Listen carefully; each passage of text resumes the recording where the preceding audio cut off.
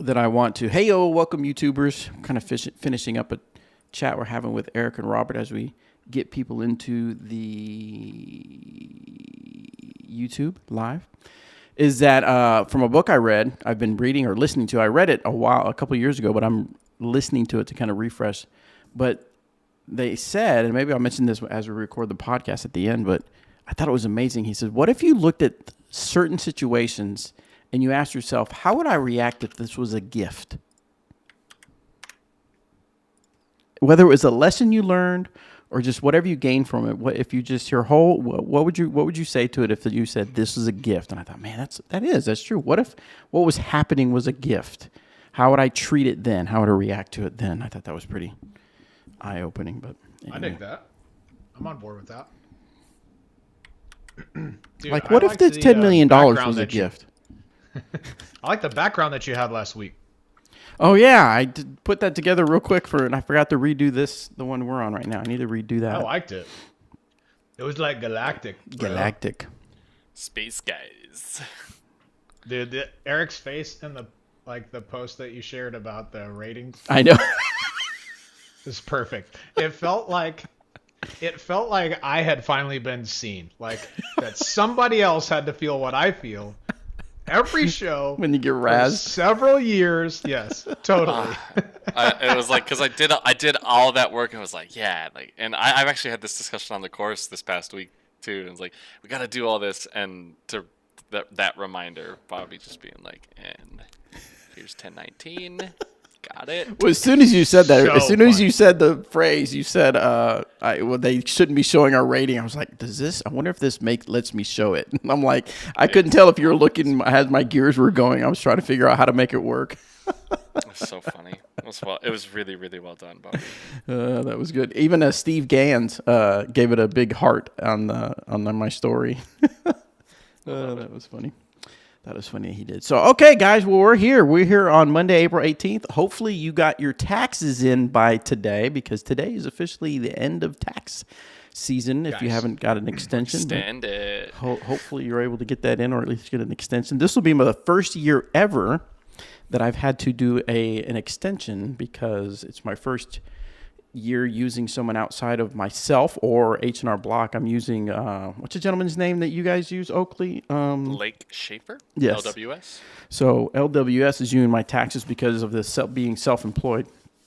Of course, last year, only about 2 months will be self-employed, so it won't be too different. But this year will be completely different because of being self-employed and having an Airbnb. Nice. So yeah, you've got to set aside taxes for yourself throughout the year. Yeah, so basically what I do now is as soon as I invoice my clients, I just take a percentage and don't even look at it and go, boom, that goes to my commercial checking. I'm not even going to look at that money, and it's just going to go straight there. That way I don't have to even think about it. Bro, have we talked about my tax situation from last year? Uh-oh, no. Okay, so I looked forward to filing taxes when I was in college, right? Because, I was a student, I had expenses, I was working a little bit, so I always got $600 or something. I was like, let's go, give me $600 extra, right? And then even when I was single, that was fine, and when I was married, we started having to pay a little bit, and then the last few years we have just got it handed to us in taxes. Like I don't remember how much it was last year. I think it was like $4,100 that we had to pay. It was brutal, right? I mean, like, I don't know how it happened, but it happened. Right. Okay. So like 7 months into my job at TDS, I realized that they hadn't been pulling hardly any taxes from I remember you talking about my paychecks. So I had a very large commission month, and I put more than half of it into taxes. Because I was like, I've got to catch up. I don't know how much it is. It was the most bittersweet feeling that I've ever felt, because I got like by far the largest commission check I've gotten, and put more, like I saw like 30% of it actually in my account. Because you had to give it all the taxes. Or Yeah. put it away for taxes, So I was pissed. But even still, when we filed this year, I was like, dude, I don't know what's going to happen. I think it's going to be like last year, and I'm just expecting to pay $3,500. And so I did the thing with TurboTax, like you have an expert file for you or whatever, because I had self-employed stuff before, but not this year. And she finished it up. He was like, okay, here you go. And we got a refund, and it was not a small one. And I Oh was like, wow. let's go. I have never been more excited than that. It was as if I got back $3,500 plus what we got in our refund. Nice. Nice. Dude, it was, oh my gosh. Big time. I breathed a nice deep sigh of relief that day. Now you know how the Then I went shopping. Yeah, of course you did. Nike. You go shopping? No. I would have done that regardless. You're guys. exactly. I owe $3,500. Let's go Oh shopping. man, this is depressing. Better go shopping. Shopping, yeah. Let's go shopping. Now you know that you're supposed to take a look. If you get a big refund, you're supposed to look at your taxes because you don't want a big refund, right? Oh, right. Yeah, No, I absolutely But it's still know good how this that you one got it. happened. Yeah. It's clear. There was one event after after not getting them taken out all year. I was like, well, I'm just going to drop this large chunk in here Yeah. and see what happens. I got you. And obviously that was too much. Well, too much is better than not enough. That's for No sure. joke. No joke. All right. also- so, Let's talk about this for a second. Well, we should wait till the show starts for this. yeah. That's what I was thinking. Let's hop onto the show. We've got about 5 questions on Google, and I think a couple of them will take plenty Just had a of time. major championship with plenty to talk about. I Yeah, feel like so- we could fill Yeah. fill 5 questions plus Yeah, worth so of time. We'll talk about. We'll jump in a few It's questions. kind of boring and though. then go. Yeah, really. Kind of a boring weekend all around. Here we go. Yeah. Ready? Hey, everybody, welcome to this episode of the Disc Golf Answer Man. I am Bobby Cool Daddy Slick Breeze. And as usual, we have not as usual, because Robert McCall was out last week, but we have him back on for this week. And then we have Eric Oakley. Now, Robert's at his home base in Texas, but Eric Oakley is in Jonesboro, getting ready for the Jonesboro. Oh yeah. Oh, it's just J-Bro. called the Jonesboro Open, right? Yeah. I think so. Yeah, so I better know because I'm going to head that way myself on Friday. So anyway, we're here for another episode of the Disc Golf Answer Man. Answer your questions. Going to talk a little bit about the tournament that just happened over the last weekend. Unless you're living under a rock, you should be aware of quite a few of the little stories that are happening from the Champions Cup, but we'll get into those here in a little bit. But real quick, of course, you got to play some disc golf for sure, Eric Oakley. I did. Yes. Tell us how the weekend went. It was great. W.R. Jackson is a track that I played quite a ways back for the first time, and just to be able to get back out there for a major and everything, to be 2 weeks after injury, and to be back into it was super cool. I mentally am feeling outrageously strong, and it's something that I'm putting most of my focus into going forward, is to keep this mental game and allow this to become more of a permanent thing. It's going to take a lot of practice. It's going to take a lot of good, but I mean, I rarely looked at scores of where I was. Never once when I was playing. I didn't look at ratings at all. I just, when's my tee time? Who am I playing with? Cool. Awesome. That's all I was focused on. So I was able to just allow it to be the weekend to be about how I was going to play against the course, how I was going to just play disc golf. That was all it was. It was just me playing disc golf, and I was trying to throw as little as I possibly could. And I threw some outstanding shots. I threw some not so outstanding shots, and had but that was totally fine. And I just I smiled through it. I had a really good positive attitude. The main focus that I've been working on is being, as I was talking about this with the boys earlier, is that I want to be constructive, not destructive. And that has been what I did at Tallahassee. That's what I'm doing. I did at Champions Cup, and I have an opportunity this weekend to do it again at Jonesboro. I really love disc golf. I really do. And I think I lost sight of that for a long time. So my weekend was great to come back out and be super positive all weekend. Discs are flying amazingly. My bag feels really, really good. And I'm just... this just leads to being super excited about the remainder of the season. Like every event, I'm just getting more.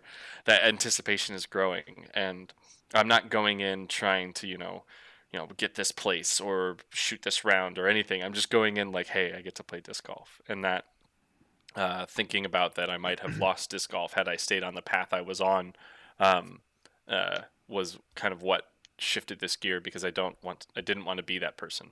I want to be this person. So it was good to have another weekend where I was very positive. I kept a really good head, and I allowed the disc golf to be fun, and I'm just stoked. I think that's fantastic. That's what it comes out to. It's interesting. There's one thing you said, Eric, that I thought some people lose sight of, is that because you said you've got this better mental attitude way of looking at it, but it's something you have to work on, you have to practice. Whereas some people might think, well, dude, don't be so mad. Just go out and play. Just go out and be happy. Well, it's not that easy. It's just like anything in life, So you have to practice being happy. You think just be happy. No, you've got to practice being happy. You got to do things that make you happy. You got to practice being happy, do things to try to avoid some stress. Now, you're always going to have stress. I mean, life is stressful, but you got to do things to help relieve that stress. So you can't just say, don't worry, be happy. Yeah, yes, I get that, but you've got to do things to put that to effect. And so I think it's great that you recognize that although things are going good, things are going great, you're in love with disc golf again, it's still something you recognize you have to put into practice and you have to work on it. So I think that's fantastic. Right. And Don't Worry, Be Happy is just like a song anyway. It's not even like real. Not even with music. No. Yeah. Dude, one of the things that we talked about before the show, just speaking to the mental side of what Eric was talking about, is like the importance of acknowledgement without judgment on your shots.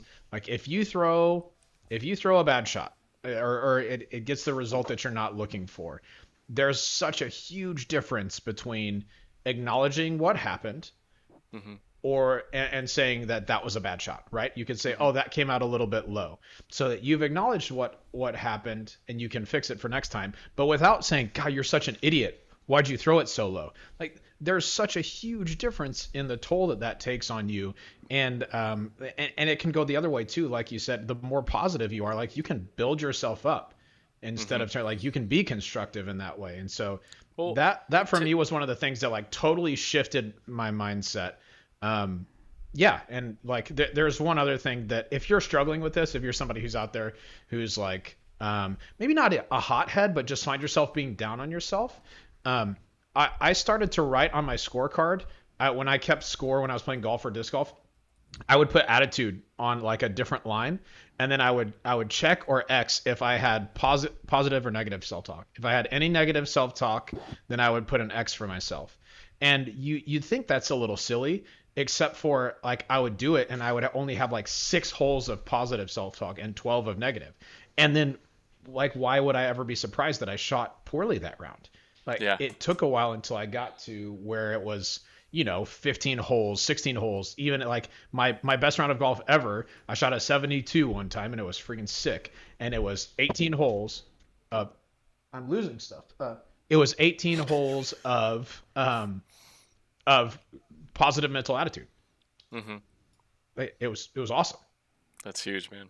Like, so if you look at my final round, like I probably like to take into this is I had a really hot start, and then I had a 3-hole stretch where I went bogey, bogey, bogey. And the first hole was an early release. I had to pitch out. I threw a great shot, missed a 50-footer. It's like, okay, fine. Next hole was not the best tee shot, but in a position to still birdie, misfire, really bad approach, miss another 50-footer, bogey. It's like, okay. So, and then next hole, shot a little wide, catches a tree, ends up in a really bad spot, throw it to 50 feet, miss another 50-footer. So, like, the whole part of it was like, this is tough. But I was never angry with myself or anything like that. I kept walking up to every single shot, feeling confident. I kept walking up to every single 50-footer saying, you know what? I've made a 50-footer before, so might as well make one now. Like, let's get this par. Let's move on to the next hole. But then I immediately followed it up with, 4 birdies in a row. One of the birdies was a chain out for eagle from Circle 2, and so it didn't, like, those bogeys didn't have an impact. And then I scrambled really, really well on the last 3 holes that I parred. Like, if I was all over the place and I was making some really great par saves. So even though I had 3 straight holes that were just like you would think is terrible, right? Anytime you get a turkey of bogeys, you're not feeling great about yourself. But it didn't matter. I was still smiling, still believing in the very next shot that I had to throw.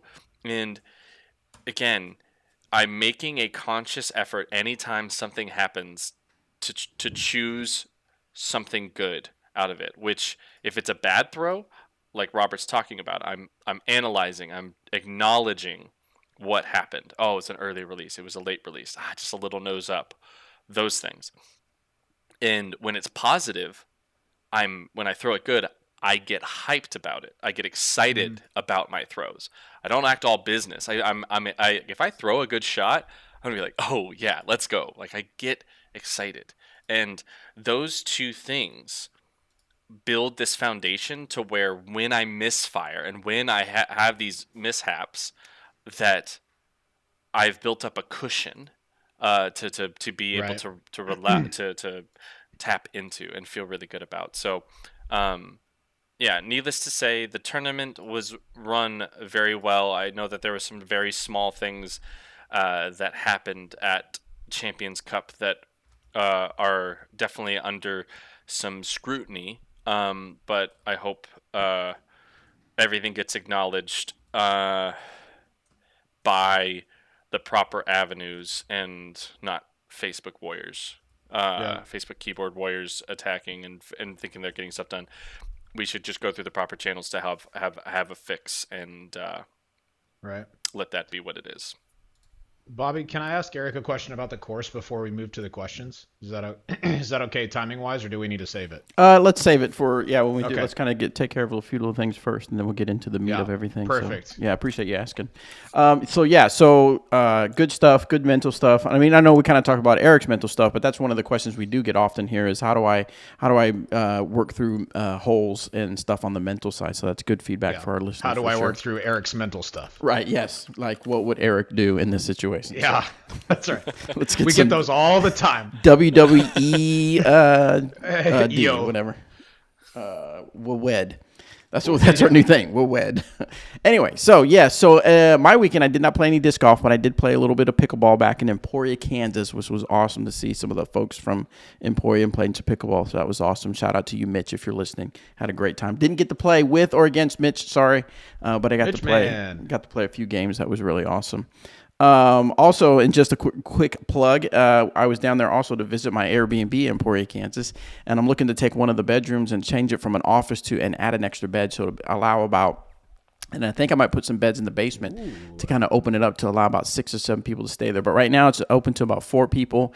Just a quick little plug. If you're looking to play some disc golf in Emporia, Kansas, and you're looking for a place to stay, look for my Airbnb. If you can go to Instagram, Uncle Bobby Jr. in my what? Is it available the 25th through the 1st? Of You're so stupid. did he? No, it's not. I It's could have already- asked it's already that rented question out. word for word before you started talking. Like, I could have said exactly what you were going to say. Sorry, it's already booked, Eric. It's already booked. Oh, you suck, dude.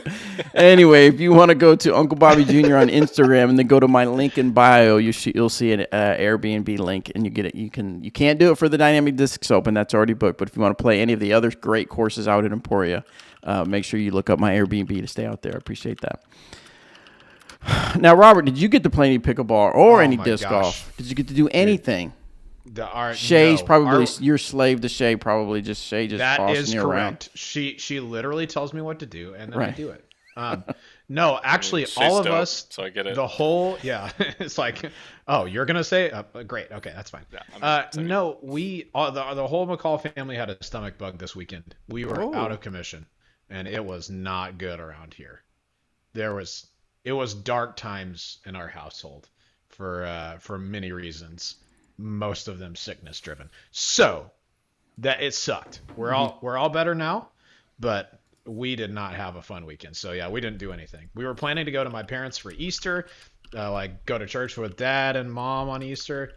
No such luck. So anyway, we're healed now. The weekend sucked. But this coming weekend, I'm playing like a little singles tournament for fun, pickleball tournament. Yeah, so that'll be cool. Nice. Good deal. All right, let's go ahead and jump into the questions. If you don't have anything else, I think we're good. Hit that subscribe button, pretty please, so we can get. That's what I was going to mention earlier. We're at 9:17. What did you guys do? Whoa! Wow. We didn't have you on there. Maybe you need to leave. I was going to say, was that it? Like, how about you make like a tree makes sense. and get out of here? and you get out of here. Okay, fine. Yes, make sure you subscribe so we can get to 1,000. We can give away that disc golf answer, man. That Dynamic Discs Combat Ranger bag. I'm sure Eric's ready to get rid of that thing. He takes it with him everywhere, right? It's no longer with me now, so he takes it with him everywhere. Stupid. What bag are you using? We're close. I'm using the Upper Park Rebel. Upper Park Rebel. That's right. It's amazing, by the way. Looks good. Code Oakley 10 at Upper Park. Like legit, it's amazing for practice because I can load it up to like even in the side pockets and tons in the top and everything. And then on top of that, it's like super comfortable. I'm loving it. Nice. That's awesome. All right, let's get to the questions, gentlemen. As always, you can go to discgolfanswerman.com, submit your disc golf questions. We will get them on the air. I don't believe we have any speak pipe, but let me check while we're talking about it. But we have about 5, like I said. Oh, no, I didn't say it while we're recording. We have about 5 questions to go over. Questions? Spike peep, peep, peep. Nope, speak pipes. Peep. I actually said it right this time without subconsciously calling it something else. Speed bike. Yeah. All right, here we go. This one is from John. Really enjoying the new DeGam format. I have a question for Eric. I love the feel of the Claymore and was interested to hear it make your 4-disc bag. Mm-hmm. What was that? Is that from one of your videos or something? 4-disc bag? No, we did it on. We asked, that's right. What disc would you take? Yeah. Can you explain what makes a disc like this so workable? As I feel like I might be missing out.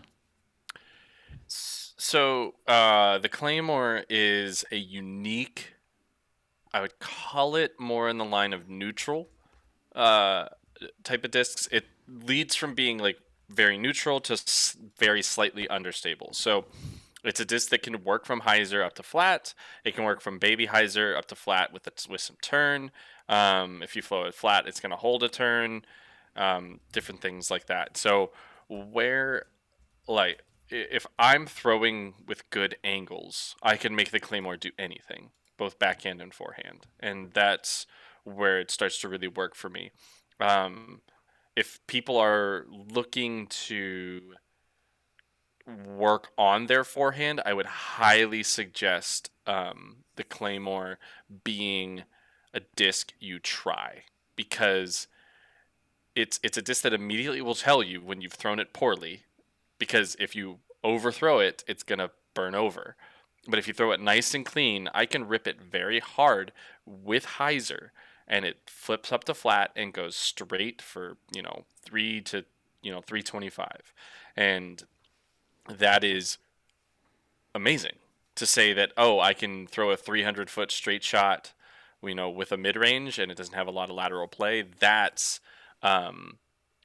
why it's such a great mold. And yeah, it's versatile because it allows you to be good at the game, where you can call an overstaple disc versatile in the way that you can make it fly straight by ripping it over on anhyzer and letting it peel out before it gets back. Like, you can do those things, but that's more the disc working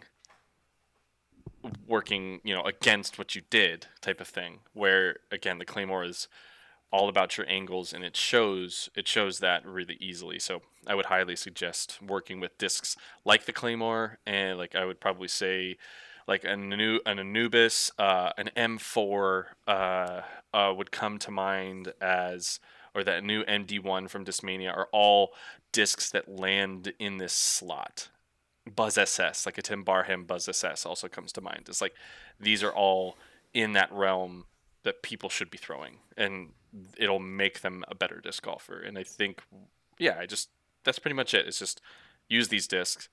It'll help your form, it helped mine, and that's why I would continue to say you need to be throwing this disc. Very good. Next one is from Stefan. What is the best way to teach my 6-year-old son who's left-handed to throw when you're right-handed? Also, I've been trying to make it fun and play catch or horse with him, but he gets upset that he can't throw more than 80 feet on the course and wants to stop after 5 or 6 holes. Well, I don't know that Stefanov has anything to do with disc golf or him just being a 6-year-old. So, as far as losing interest, I don't know. But what do you do? What do you do with if you're right-handed and you're trying to teach someone to throw and they're left-handed?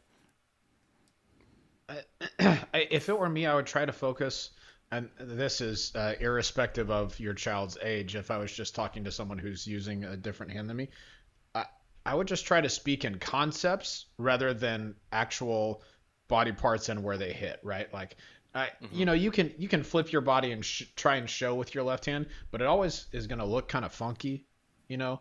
So instead, try to think, say something like, make the end of your arm feel like a whip, or this time try and follow through all the way so that your arm goes all the way around your body. Something like that. For him, like, he's 6, the distance and fun is going to come over time. Probably the worst thing that you could do, and maybe not the worst thing, something that could be detrimental, is to try and like force it on him too early, right? So yeah, you guys just go play, and if it ends up to where, like, 5 or 6 holes is all he wants to play, then maybe that's just all the disc golf that you get to play with him. And that's a win. Like, you got to play 6 holes. Like, call it a win. I would take that right now. Yeah, I mean, I think, I look at, the way my father showed me sports and different things, and mainly soccer, was if I wanted to go play soccer, I would ask. Like, he didn't really be like, hey, we're going. He wouldn't ever do that. Like, obviously, if I had practice or stuff like that, then he would say those things, but that's just because it's a responsibility. But if I wanted to do any extra work at it, he'd be like, hey, I'm going to go kick the ball around. Do you want to come with? He would ask. He wouldn't demand it. So, like, I think that's something that you could also do, is be like, hey, do you want to go play disc golf? And just say, we're just going to play 6 holes. If you want to play more than that, we'll play more than that. And soon he's going to get, as he gets better, he starts to throw farther, as he gets stronger, he's going to get some birdies, he's going to hit some cool shots, and then he's going to want to go for 9 holes, then 12, and then 18, and then he's going to want to play 3 rounds in a day, and then you're going to be like, hey, how do I get my kid to stop playing 54 holes in a day when my body's done after 36? Yeah. You need to allow that to become the problem rather than burning them out, because that can happen really easily if you put it in their face too much, because kids are crazy, and just gotta allow them to walk through the doors. Kids be crazy. Show them. Yeah, be like that. All right, next one comes from, let's see, the mayor of Birdie Fest. So good to hear from the mayor of Birdie Fest. It's been a while. I've been trying to visit for years. I know. I've been writing him and nothing. Yeah. The gate's been closed. Disc golf amateur gentleman. Oh, hello. And Robert. Wow. Dang it. I'm so indistinguished. All right. Should 4-round tournaments or majors include a cut after the 3rd round? The non-question version is, I think there should be a cut after round 3. So what do you think? Should there be a cut? I think at majors, I think it's fine. I think cutting at most other events doesn't feel right yet, but I think we could move towards that direction of having more cuts. Yeah, I think it's majors. I think we just start there, and then we start to explore. All right, cool. 50% of pro tours are going to have cuts if they're 4 rounds. If they're 3 rounds, there's no cut, and I could live with that. I could be totally fine with that, and you know what you're getting yourself into as long as it's a standardized thing. What would be the purpose of adding a cut? What would be the main purposes of adding a cut? It just puts more pressure on the first 3 rounds. Okay. Like, you as a player have to play really good. Like, Does it give the Paul people McBeth. after the cut more money or anything? Does it? Yes or no? No. No. No, Same amount. about the worst way that you could cut though is have people make the cut and some of them don't get paid. Like No, you should change that to I where hate those everybody type gets of paid. events. I like, yeah, if you make the cut, you're getting paid, even if like that's just guaranteeing you last cash, right? I don't mind it personally. In fact, I would say I'm a fan because, yeah, like Eric said, there's then pressure not only on the first 3 rounds but also on the final round, right? So there's a whole new story that we can watch and players that we can keep up with, people who are trying to make that cut. And then it also allows you to space tee times out farther on Sunday or whatever the last day of the event is. So you can virtually eliminate backups. If you go from a 100-person field to a 40-person field, it's super easy. 20-minute. You can do 20-minute tee times. Great. Easy. You're not going to see another soul on the course, and that's perfect for you guys. Yeah. It definitely would help with flow. Complete. I think that's probably the best reason for a cut for the final day. I'm in favor. I think it would be good. And if it happens, great. If it doesn't, there's going to be plenty of times where great players don't make the cut. You look at Vegas had a cut, and Kale LaVisca's cash streak ended by a stick, and it's a tough thing.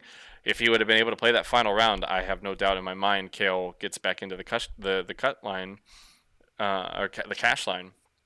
But that's So do you think a lot of pros would? You think if that became a standard for majors or 4-round tournaments, that would be that would upset a lot of people? No, I don't think it would. I don't think so. No. Okay. It's you had 54 holes to play good. Right. Like right. If you're I was gonna wait till the last 18 though. Yeah, like and that's that you cannot. Come on. Where the disc golf is going as well is that cashing and being in that line, you're having to play some exceptional golf. Like, oh my gosh. When I first, 990 at one point was the cash line. The cash line shortly after that moved up to 1,000. The cash line is well over 1,000. Yeah. You know what? Is averaging. I hate ratings, but to use it as a standard of where scores are at, it's continuously going up. Yes. Okay. So let's take a second for this. So difficult course. Really stacked field, but keeping those things in mind. You know what averaging 1,000 rated golf got you this weekend at Champions Cup? Why don't you guys guess what place you would get if you averaged 1,000 rated golf? I know what it is. I don't know what it is. I didn't look at ratings. I didn't. What? No, but like, okay, of a 1,000 player field, if you average 1,000 rated, what place do you think you'd finish? Sorry, 100 player field. That's what I meant to say. Yeah. I don't know. 75th. Oh, that's shockingly close. 78th. Oh, wow. 10 because shots I know what out I'm of talking cash. about. 10 shots out of cash if you average 1,000 rated. Wow. That's insane. So it was the highest rated field in history. Oh, absolutely. Yeah, and so there are exceptions to this because of the field, because of the course, all that stuff, but golly, I've said it before, this is a shot on people like me who have only been barely 1,000 rated before, but being 1,000 rated is not what it used to be. It's good. It's an awesome milestone, but if you think you can just show up as a exactly 1,000 rated golfer and cash at an event like this, you're going to have to shoot 20, 25 points above your rating consistently to eke into cash at an event like that. So I only saw little blurbs about McBeth's performance, but what round did he make the huge jump? Was it the last round? Final the round. last one. Friggin' 16 under. It's nuts. 2 It's eagles. really nuts. But he was in, what was he in, 45th place?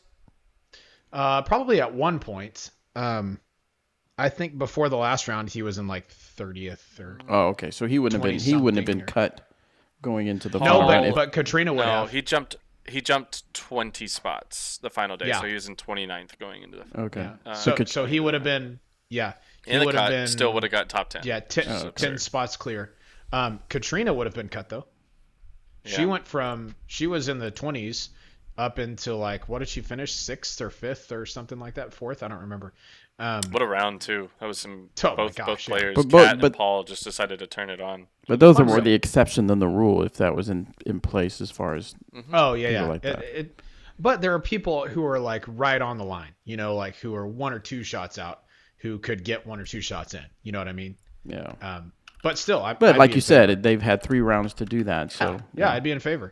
interesting. Let's talk about this for a second, really quick, while we're talking about the course. Yeah. Okay, Eric. Mm-hmm. So, thoughts on WR Jackson as a course? Because I have some, but I'm curious what you think about the course for a field like this. I think it is very good. The Yep. only thing that it doesn't really ask us as players, I got this from Calvin Heimberg, is uh, it doesn't challenge you for throwing distance drivers. That's the like you can get by throwing a fairway or a slightly faster fairway. You can throw some sidearms with distance drivers, but like a good distance driver backhand doesn't really ask that Yeah. on any hole. So you can get by throwing slower speed discs, and you can get by throwing mid ranges and shoot well under par if you wanted to. So I think that's the only thing that it's lacking. It's a predominant right hand backhand course as well. So I think there are less left to right moving shots, but overall, I think the flow is good. I think the property is great. And yeah, I think it's good. Yeah. I've always thought Jackson was an awesome course. I mean, I think it's super cool. It's crazy though that when it went in the ground, however many years ago, 10, 15, something like that, it was like shooting 5-6 was like elite. Yeah. And now, I mean, that many people in double digits, it's crazy. But like, I saw some people online saying, "Hey, the course is too easy if someone can shoot 1600." No. It's not too easy. This is the best field that you are going to have on this course, probably ever. I mean, a 980 rated guy doesn't go out there and shoot a 2, you know, a 3, like with any sort of consistency. It's just like, it's a really difficult course, and the game has progressed so much that like everyone can throw those fairway drivers and get in the position that it used to take a distance driver to get in. True. It's crazy. It's not a course where you feel like there's a hole that's not gettable. Sure. But I was able to have a birdie on 17 of 8. At that level. Yes. On over the 4 rounds, I birdied 17 of 18 holes. Like, yeah. I birdied all of them except for hole 3. And on Ace Run Pro, I did a video with Zach Melton and Chris Dickerson, which is going to be awesome when it drops. I birdied it there. So it's like I showed that I could birdie it, but I didn't do it during the tournament. It just didn't work out for me. But every hole is birdieable. So it's not like there are holes that are asking too much of you. Yeah. It's all there for the taking. And, you know, a player like Paul who gets streaky like that can do 16 down. Like to say that if I have my day, I could definitely birdie 18 holes. I could definitely do it. It could totally happen if I'm vibing and feeling good. It's just it's not likely because consistency is the deciding factor of how you play. And a big part of Jackson and the course is you're probably on a couple holes you're gonna need a break or two. You're gonna need something to go your way, something to throw that drive, and you're not up against the tree. You're off it enough to where you don't even have to think about it. Like, you need those things. When it starts to become uncontrollable. Yeah, little uncontrollables where I'm not having to putt awkwardly. I can do my normal stance. Like, that kind of stuff too comes into it. So I think Jackson's great. I do think it gives me hope for courses like Northwood Black, which was outrageously hard. But in 2019, when we played Jackson, it was a little too rough. There was a couple spots where it just felt kind of too much. Like almost gimmicky, yeah.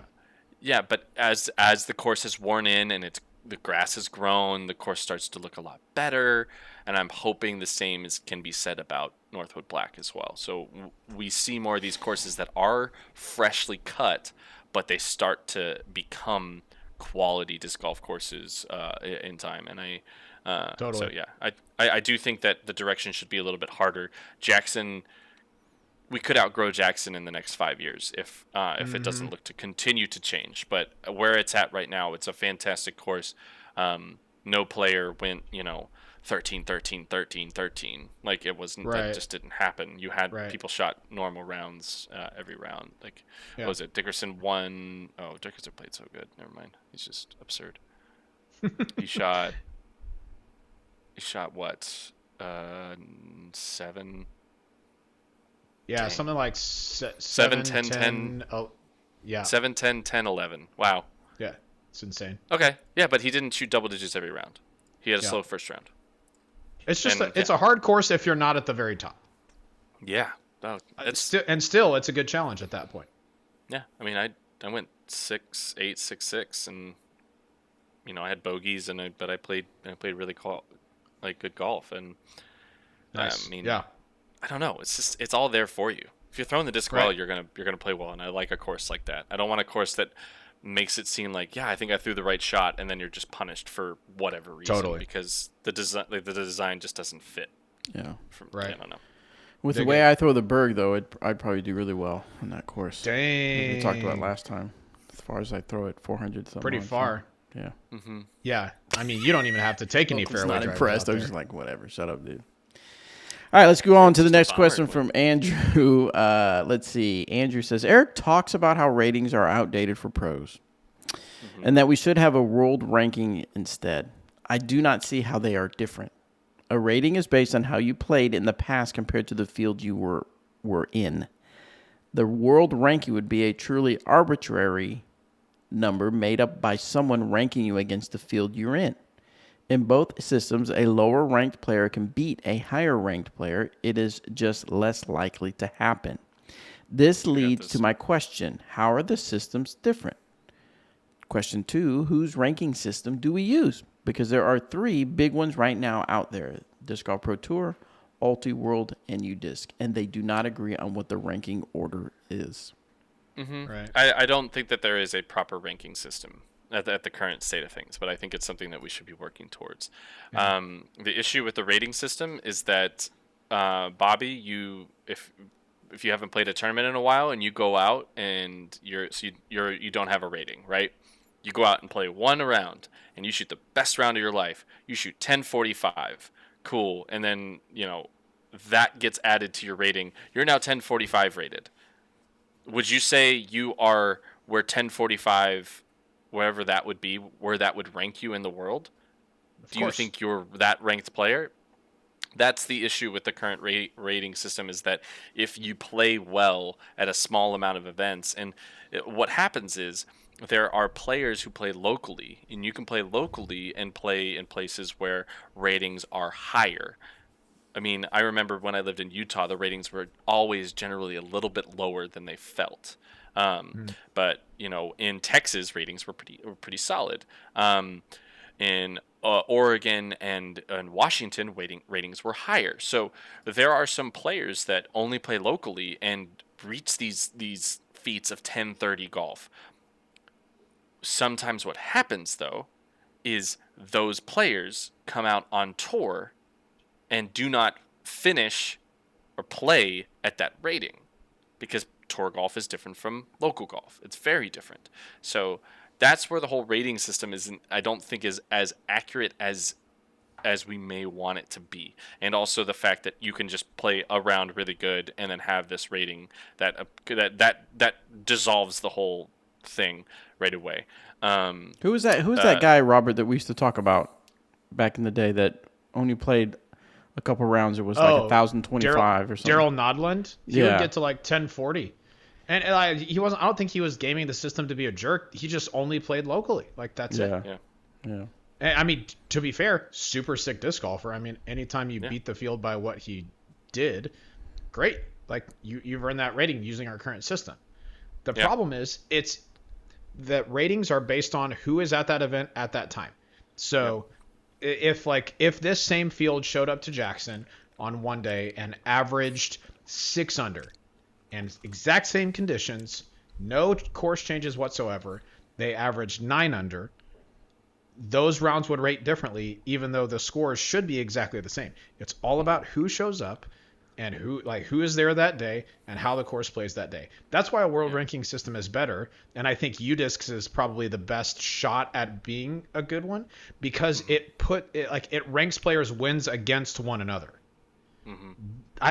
As far as I understand, that's how theirs works, and I think that's the best way that we can get an accurate world rating or world ranking. Yeah. So, yeah. Cool. All right, Anyway, ready yeah. to move on? I interrupted you a Sure. little bit, Eric. I didn't know if you had something else to add. No, I don't. I think we need to work towards a better system because, and you can be an unranked pro. Yeah, For sure, like totally. there is in golf, that and in tennis, I think is what it is that I meant to say, is that you have players who are in the U.S. Open or in Wimbledon that are unranked, but that's fine.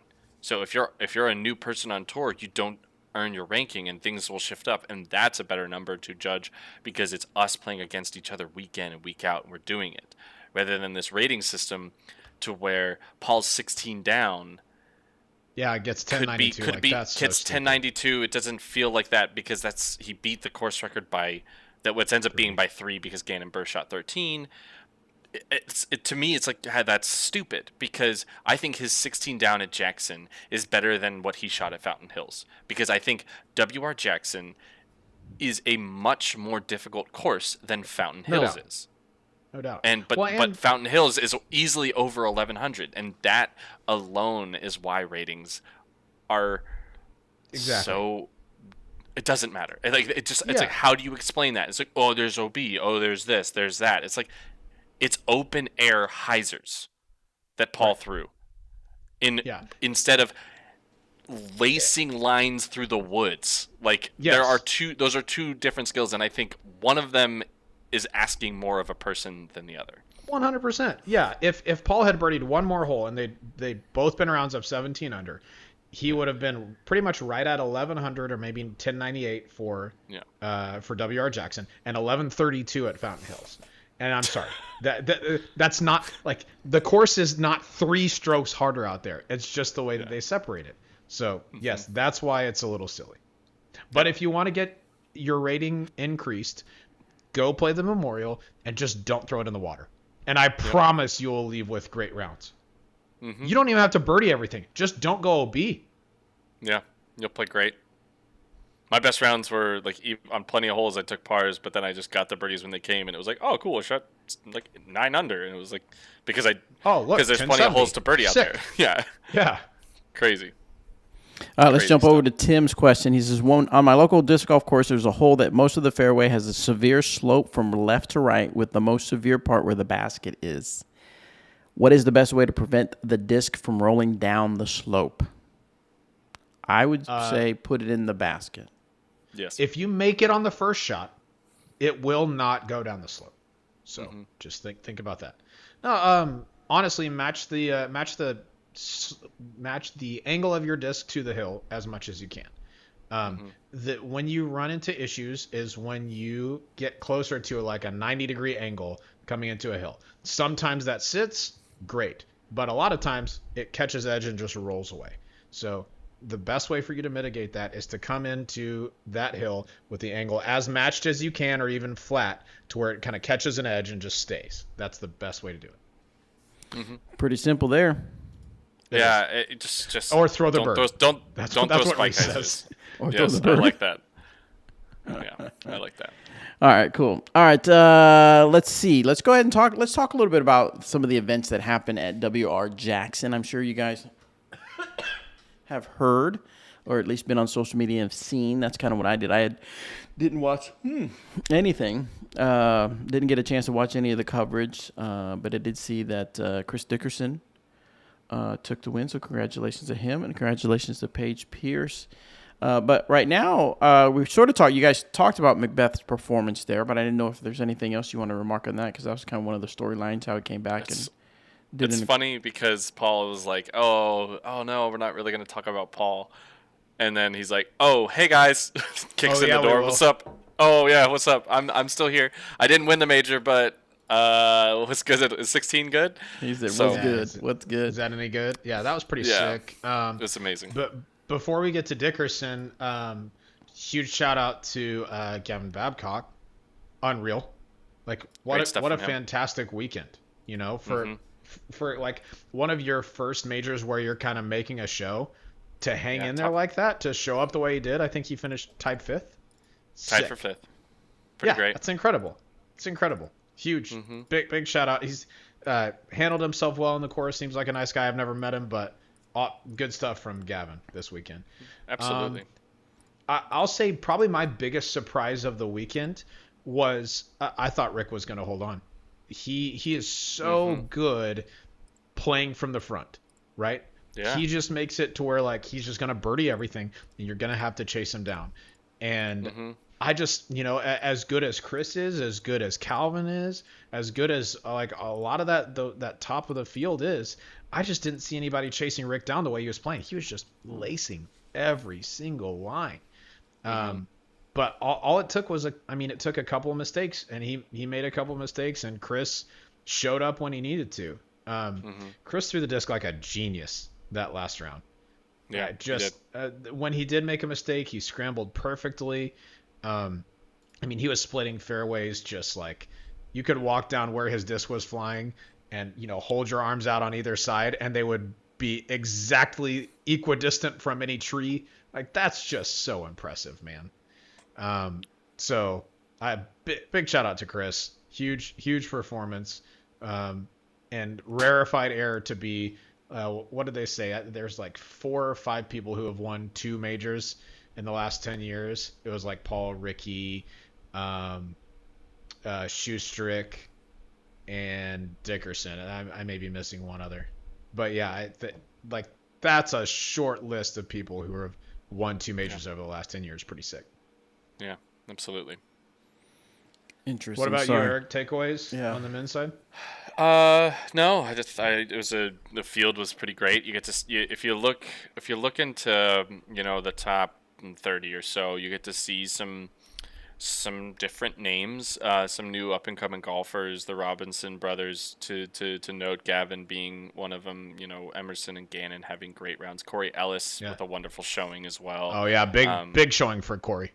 Yeah, Nicholas Antilla had a fantastic back-to-back 10 downs to climb himself to 13th. Like, really good stuff to see. And I think there's a couple names that I want to, note on. Evan Smith, Kevin Kiefer being some guys that that people really don't know, but they are great golfers. Casey White, obviously was on lead card to start, but still, staying in the top 25 is really cool to see.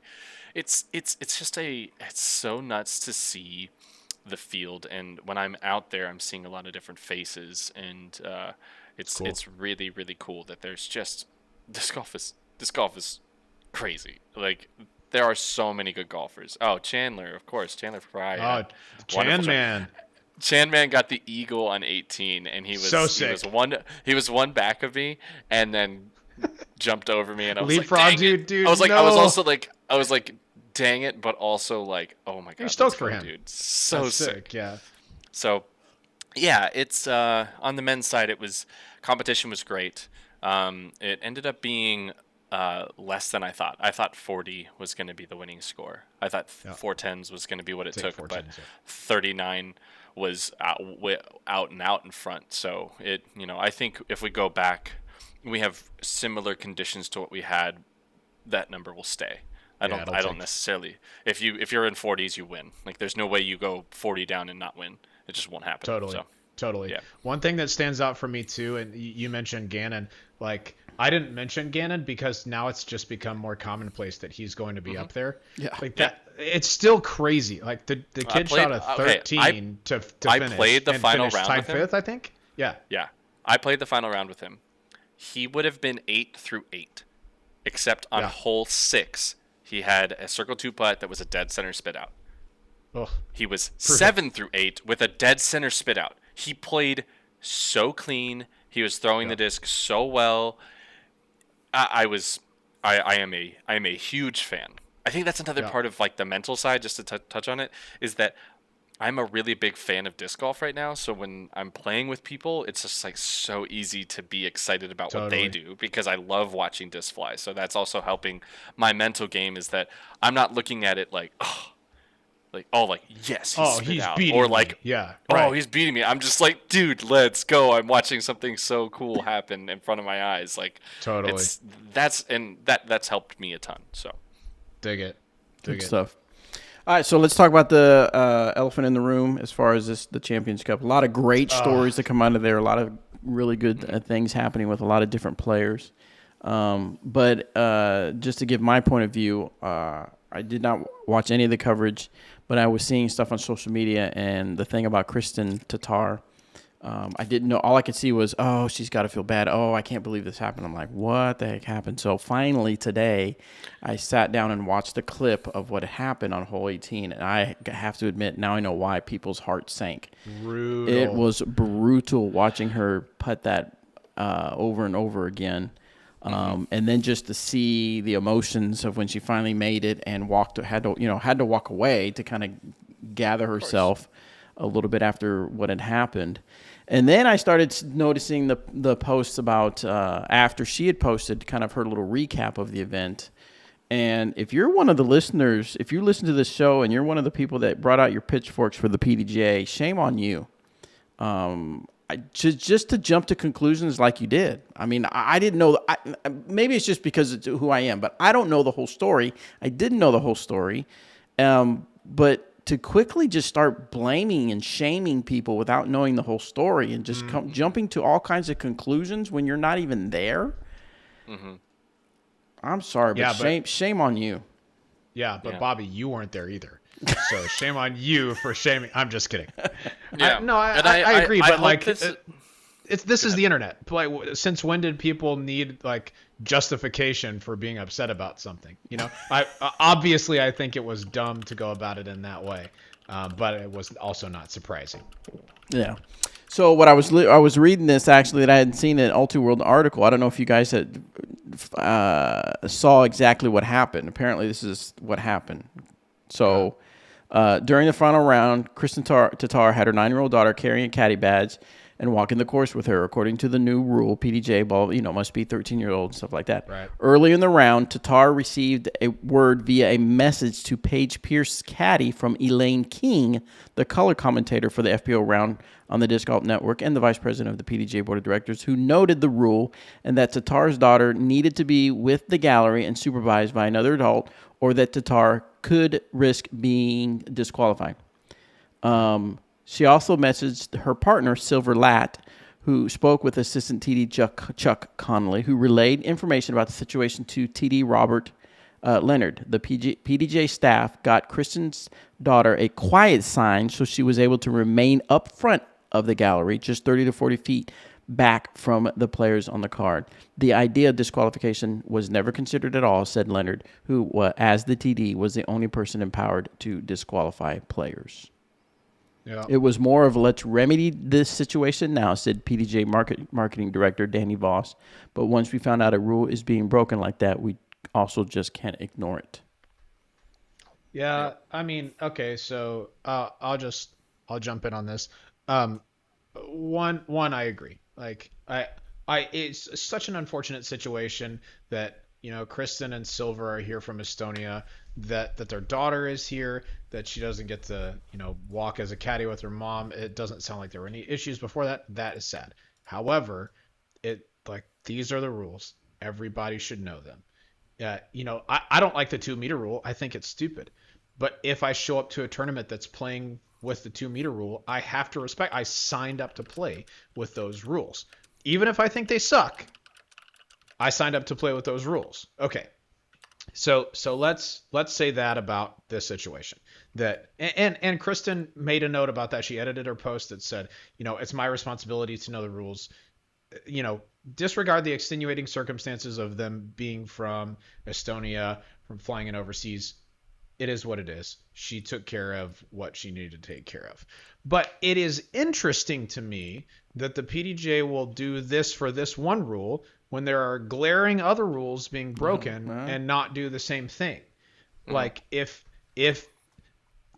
and let's just throw this additional part out there. Let's say Kristen isn't on lead card coverage. Let's say she's on chase card and nobody sees her daughter out there.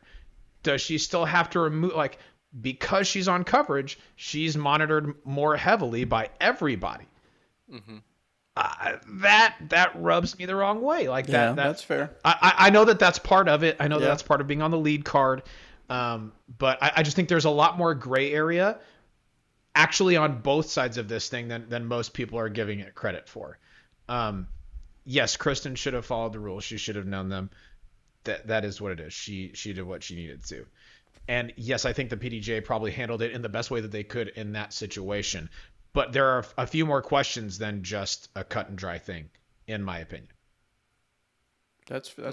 That's a fair.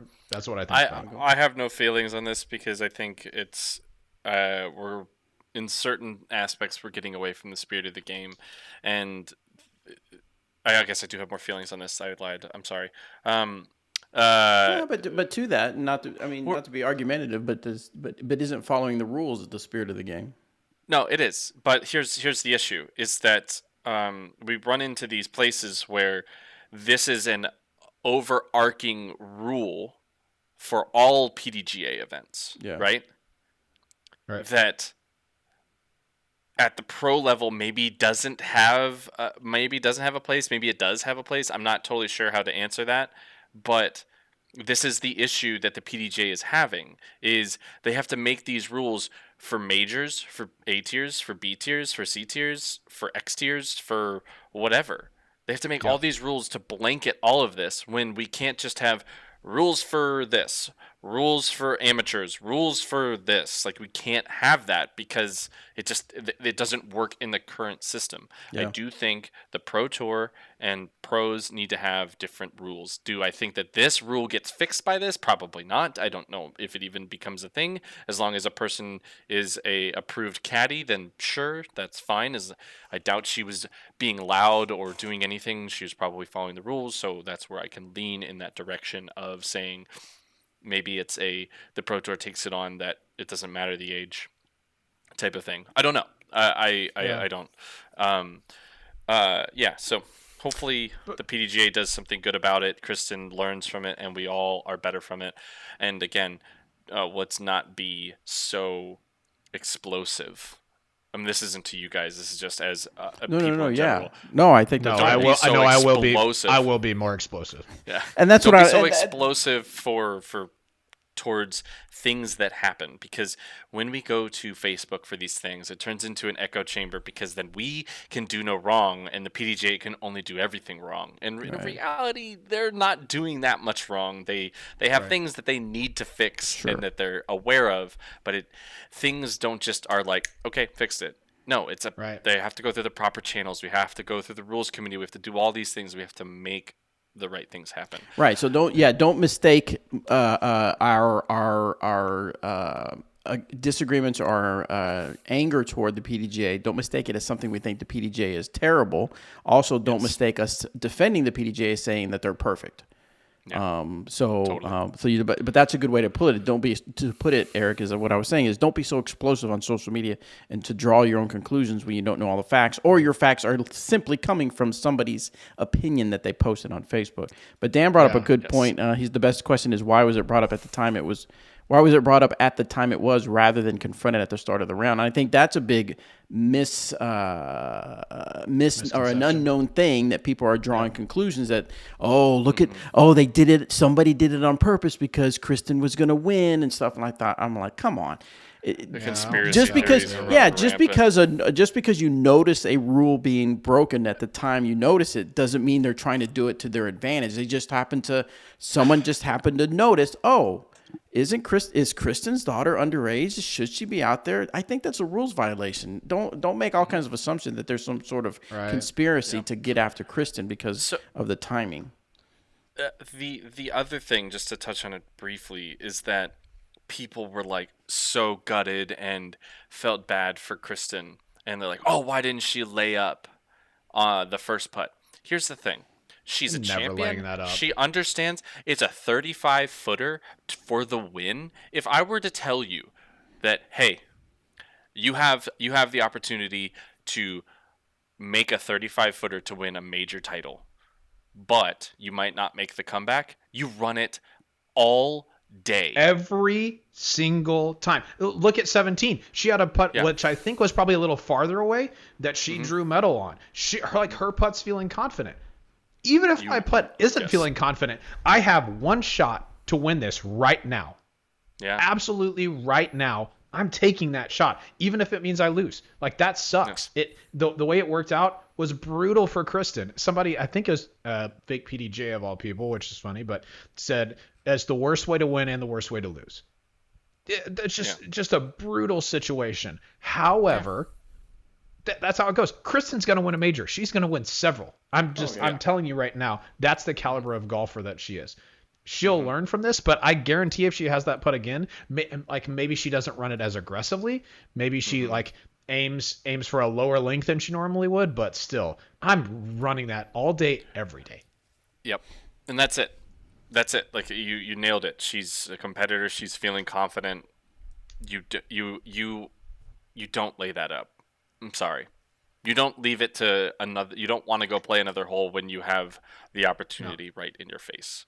Like, you just don't. And give me a shot. Anybody who thinks that she made a bad golf decision doesn't understand disc golf. Like, I'm sorry. Like, like, laying up doesn't win the tournament.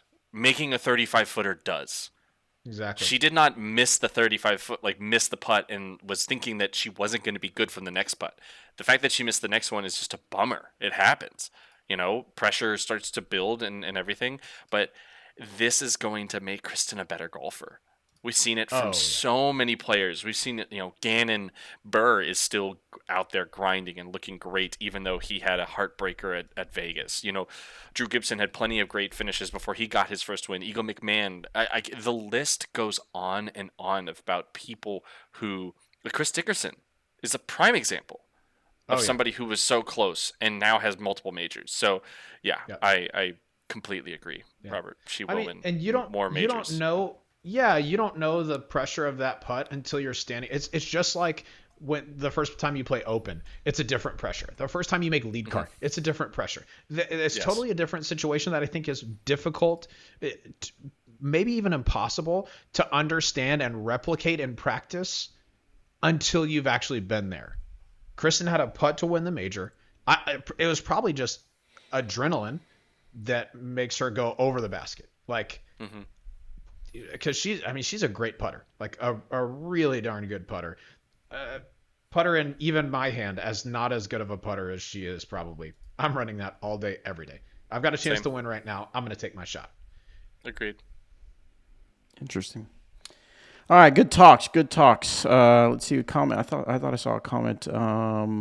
Chaser asked, do we think we'll get to the point where there will be a check-in table at the tee hole of one where they confirm disc weights, caddy eligibility, etc.? No, that's gonna be too tedious. Maybe, I don't know. You don't think? I mean, I do. Do they do that like at PGA? Well, PGA, there's only one caddy ever. Everyone else is outside the ropes. That's true. I mean, there's no. I mean, I guess. I don't know if there is an age limitation. I'm sure there is. No, not specific rules, but is there like a specific when you check in for each round, or are they pretty strict on checking in, or do they have their everything so organized and structured that the rules like that don't get violated? I'm sure it's the latter, but also if you walked up to the first tee with a 9-year-old on your bag, like there's event staff all over the place. There are that'll call you on it. Yeah, that's true. Or then 10 event staff at the first hole who are going to remedy whatever problem. That's true. And then that's kind of maybe that's even part of the issue is, like you said, there's going to be staff members all over the place, whereas a lot of disc golf events there aren't that enough staff people to enforce rules or call things out as they see it. One quick last thing on the whole Tatar thing is Johnny V had posted something and said, before this gets out of hand, number one, it was not a competitor that noticed a rule violation. Well, we just learned that. It was hole 4 when it was noticed, so it wasn't exactly in the middle of the round. And the child was not with them for the other rounds that I recall seeing. So, but then someone else said they thought they saw her on coverage in another round. So, but that's neither here nor there. All right, gentlemen, that's all the time we have for this episode. We appreciate you tuning in and listening to us answer your questions and listen to Eric complain about stuff. We are not. What an idiot! Well, but if you don't say that, I'm teasing. No, I love your input, Eric. I love it as always. So, I'm just but okay on it. Yeah. Robert's just right in the middle with it. So, anyway, again, Eric Oakley is in Jonesboro. He'll be competing in Jonesboro. I will be there Friday, so I get to see Eric and a lot of disc golf people that I haven't seen in forever, which will be amazing. So I get to see a bunch of disc golf touring players that I've not seen or talked to in a while, so that'll be fantastic. But I'll be back Sunday, so we should be good to go for Monday, unless something else comes up. We'll be back on Monday. Any parting words for the audience, peoples? Sounds good. Be awesome. Be on the lookout for cool stuff. Be good. Be good. We'll see you guys. Have good hair like Robert.